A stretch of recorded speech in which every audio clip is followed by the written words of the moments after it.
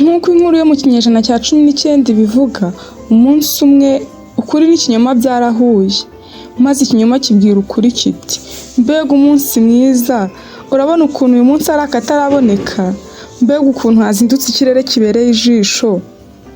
Nuko ngo kumare kumva amagambo y'ikinyoma, ukuri kwitegereza mu kirere maze kwitsa umutima, kuko koko uwo munsi wari mwiza pe.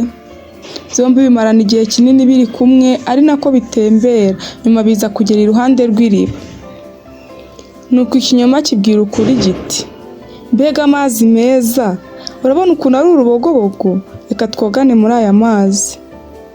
N'amatsiko menshi, ukuri kwasuzumye amazi maze gusanga koko ni meza. Byombi byambura imyenda maze bitangira koga.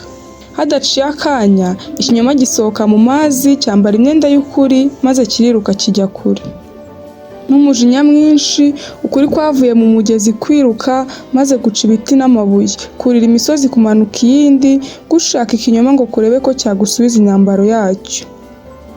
Isi ngo ibone ukuri kwambaye ubusa, yahise ihindukira gutera umugongo ntiyakureba na gato, ahubwo ihindukirana agasuzuguro n'umujinya nk'aho yaguciriye amacandwe menshi cyangwa yakakurutseho kubera isesemi. Ukuri kwagoye ngo kubibone, gusubira ku mugezi burundu, kwinjira mu mugezi kwihishamo amahera, ntihagira uwongera kukubona kubera isoni kwari gufite. Kukubona bigasaba kugusanga ku iriba, kuko ku isi kwari kwahabuze ukwakira.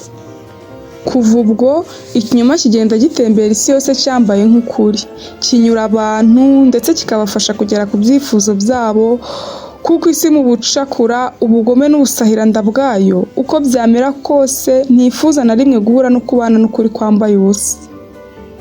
Isomo: byinshi mu byo ubwirwa ukabyemera biba ari ibinyoma, kubera ko mu miterere y'abantu ntibakunda ukuri, nyamara ukuri guca mu ziko ntigushye kandi kurakiza ubwako.